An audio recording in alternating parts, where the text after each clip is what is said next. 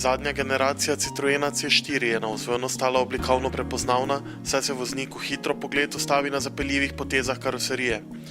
C4 pa navduši tudi, ko je govora o notranjih vrednotah, saj je kabina kakovostna in skrbno oblikovana, predvsem pa svetla.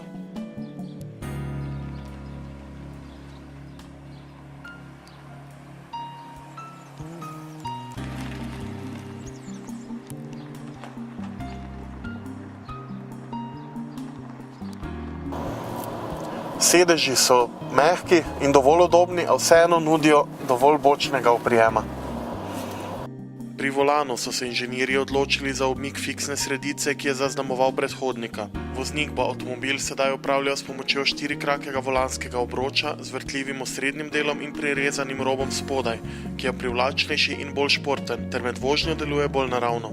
Posebej domače delujejo klasični okrogli merilniki. Citroen je spoznal, da eksperimentiranje v tem avtomobilskem razredu ni dobrodošlo.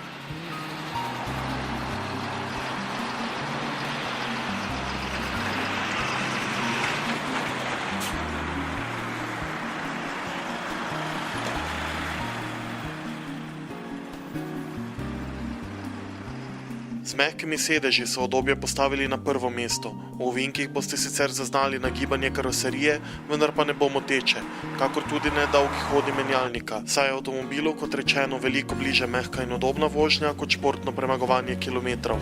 Kdor hoče športni avto, se bo spogledoval z modelom DS4, kjer bo tudi dobil natančnejši volanski mehanizem, saj v C4 voznik ne prejme dovolj informacij o tem, kaj se dogaja pod kolesi.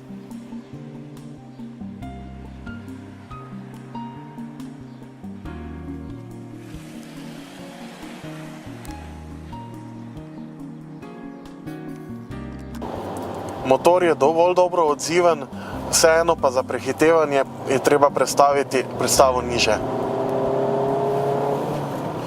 Testni Citroen C4 je poganjal bencinski štirivaljnik s prostornino 1,6 litra, ki pa je v kombinaciji z ročnim 5-stopenjskim menjalnikom ne preveč varčen sopotnik.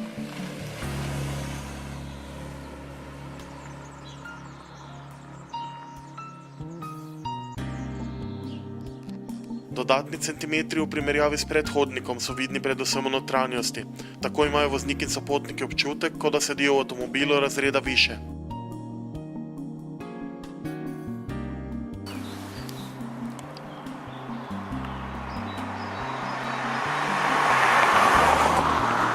Zahvaljujoč tempomatu s prednastavljenimi hitrostmi boste na cilj prispeli sproščeni in umirjeni, čeprav utegne biti vožnja s pomočjo tempomata po slovenskih avtocestah svojevrstna izkušnja.